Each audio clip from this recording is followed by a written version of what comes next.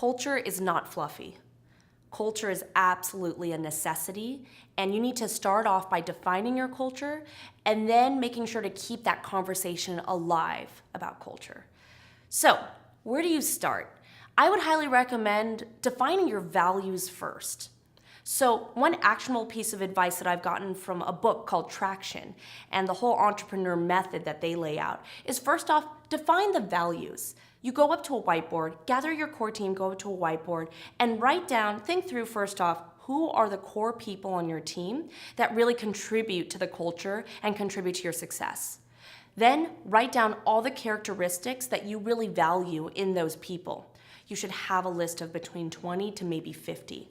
Then from there, you want to cross it off. You want to cross off, keep, cut, and combine those values into maybe 3 or 4 values that you can really work with as a company.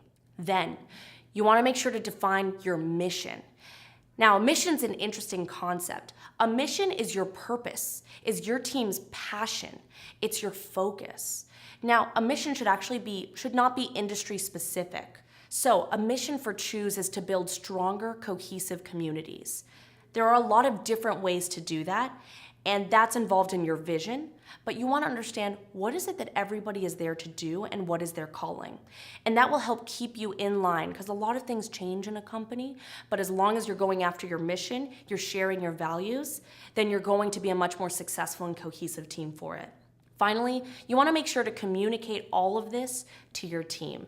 The team has to be aligned and on the same page.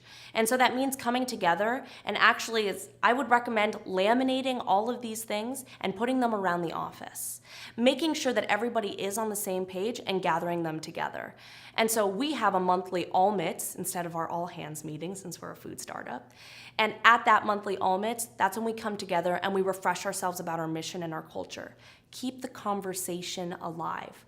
We also have a weekly Attitudes of Gratitude session, and that's where we talk about who has lived the values of Choose for the week. If you don't keep it alive, then the culture will falter. So define it, keep the conversation going, you'll have a very healthy team.